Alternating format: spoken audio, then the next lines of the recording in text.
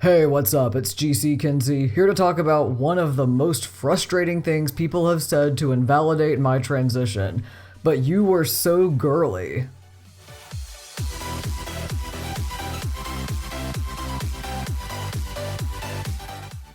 When you come out as transmasculine, there's no response quite as disheartening as, but you're so feminine. I've gotten this in a few different forms. I've been told my face was too delicate and my body too curvy for testosterone to ever do me any good. I've had people express shock that I could be trans because of how much I love sparkly clothes and makeup. But the most interesting one, and the one I want to focus on in this video, is that I once had a relative say there was no way I could be a dude now when I was so girly growing up. As if every adult acts exactly the same way they did as a child, and growing up doesn't mean evolving and changing. But more importantly, from my perspective, I was never girly during my younger years at all. It may have looked that way from the outside. As a kid, I did things that girls typically do. I played with dolls. I pretended to be Disney princesses, complete with dressing up. I wore dresses and other clothing from the girls section, and as I got older, I got into makeup and jewelry and nail polish as well. And all throughout my youth, I had a lot of arts and crafts-based passions and hobbies that people tended to perceive as feminine. Put a pin in that one because I'll be coming back to it later. But anyway, I wasn't the kind of kid who rejected anything feminine.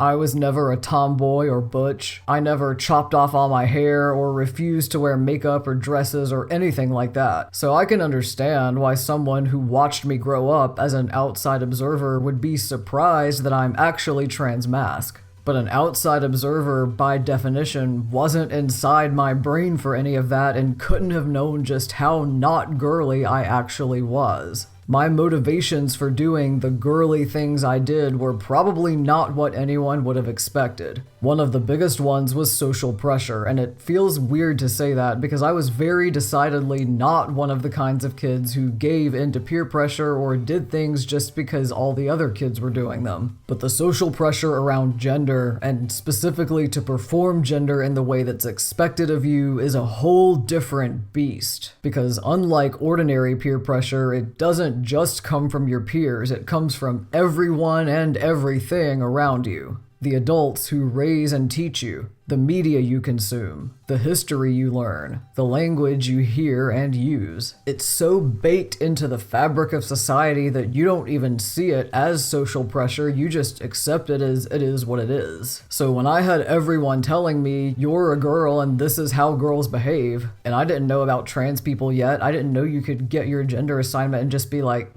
no thanks. My response to all of this social pressure was to try to be the best girl I could. It never came naturally. It was constantly a struggle. It always felt like I was faking it or trying to shove a square peg in a round hole, but I did try. Of course I didn't succeed because trying to be something you're not is ultimately unsustainable. But it did take me way too long to realize that that square peg in a round hole feeling was gender dysphoria. And I think that's because what made me question my gender was not dysphoria but euphoria. My dysphoria was never strong enough to make me stop and go, hey wait, maybe I'm not a girl after all, but my euphoria around wearing facial hair definitely was. The other big motivation for the girly things I did was that I liked what I liked, I couldn't help that society perceived a lot of the things I liked as feminine, and I wasn't going to pretend I didn't like those things just because I didn't feel particularly feminine myself. The reasons why I liked what I liked weren't tied to gender. At the end of the day, even with all the social pressure of gender bearing down on me,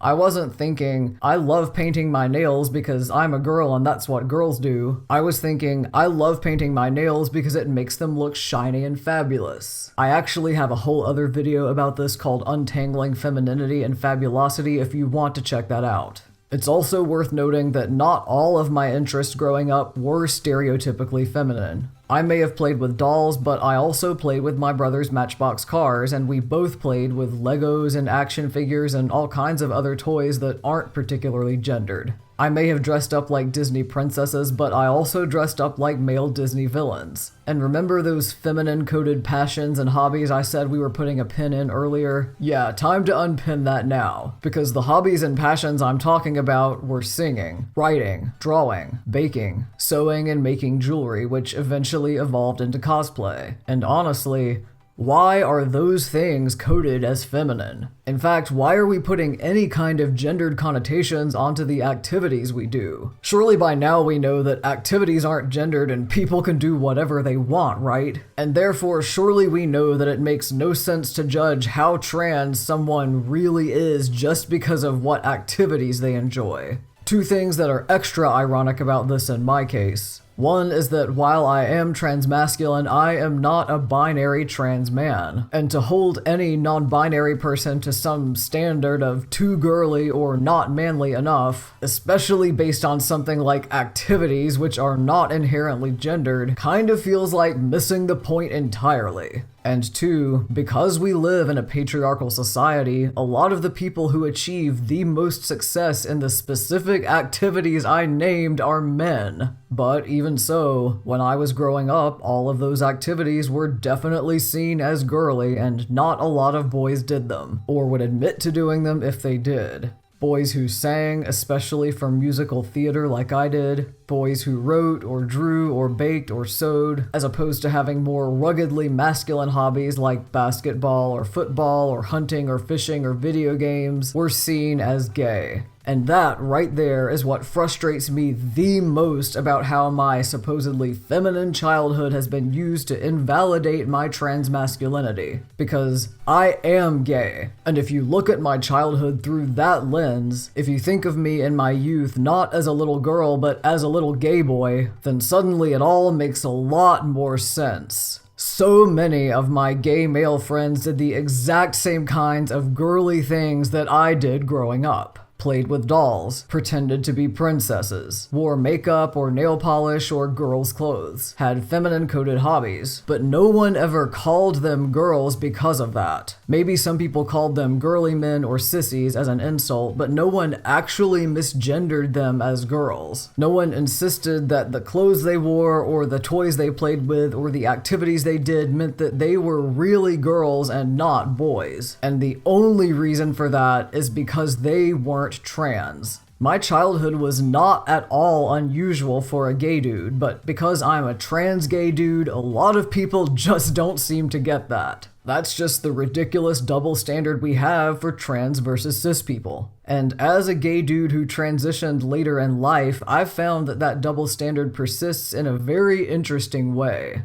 Most of my cis gay male friends were heavily policed for their perceived femininity growing up. Whether they were bullied, socially ostracized, kicked out of their homes, discriminated against, they were punished for not performing masculinity the right way. I was never policed for my perceived femininity growing up. In fact, I was sometimes policed for not being feminine enough, ironically. But that was only because I was assigned female at birth, and therefore femininity was expected of me.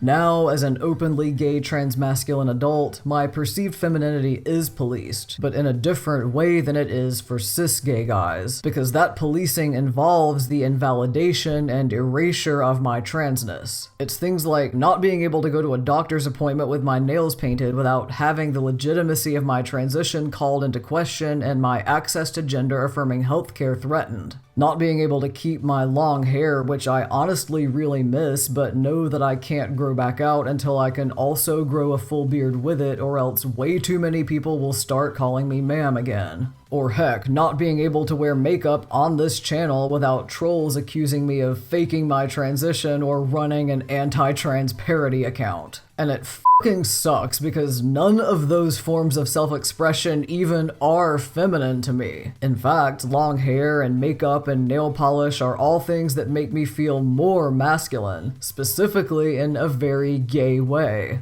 I could make a whole other video about the distinction between femininity and gay masculinity, and how most of society is unfortunately too basic about gender to understand that distinction, and why that distinction matters especially for gay trans men and transmasc NBs, and how our experience with it depends on how much those around us actually see us as gay dudes. But the point I'm trying to make in this video is that it is really painful to have to constantly navigate the trade-off between expressing myself to the fullest versus facing invalidation, especially when that invalidation involves misgendering, which makes my dysphoria worse. I can't really speak to the experience of being invalidated by other gay guys, you know, the kind of cis gay guys who tell trans gay guys, you aren't really one of us, because I'm very deliberate about only being friends with gay guys who are trans allies, if not trans themselves. But I would be remiss if I didn't at least mention how it's all too common for gay trans men and transmasc NBs to face invalidation from within our own gay community. And that just makes the invalidation we face from the rest of society feel even worse. I mean, if we can't rely on other gay dudes, then who can we rely on, you know? If there's one thing I want to leave you with after everything I've discussed here, it's this. We desperately need to change the way we think about how our childhoods inform our adulthoods. We have to stop invalidating trans adults just because they didn't have the kinds of childhoods we expected. Heck, we have to stop holding children to some made-up standards for how they're supposed to act based on their gender in the first place. To do that, we have to stop associating the way we dress, the way we play, the way we behave, the interests we have so strictly with gender, or with orientation for that matter. If we could just let go of that baggage and let people be who they are, free from judgment from childhood to adulthood, then we would all be so much better off. And with that, now is where I'm going to wrap things up and turn the conversation over to you. If you're trans, has anyone ever tried to invalidate you based on your childhood? If so, how much do you think that was affected by how typical your childhood was or wasn't for your true gender, or by how old you were when you came out as trans? If you're trans and gay, what implications do you think that has for your childhood and how people perceive it? And whether you're trans or gay or not, what questions do you have about all this? Drop a comment below and let's get a discussion going. You can also reach out to me on other social media. I'm GC Kenzie across all platforms. And while you're here, feel free to check out some of my other videos. I've got more vlogs like this one about my experiences as a queer person, along with cosplay music videos, cosplay tutorials, a whole bunch of cool resources for singers about voice changes on testosterone, and more right here on this channel. So make sure to like and subscribe so you don't miss anything new.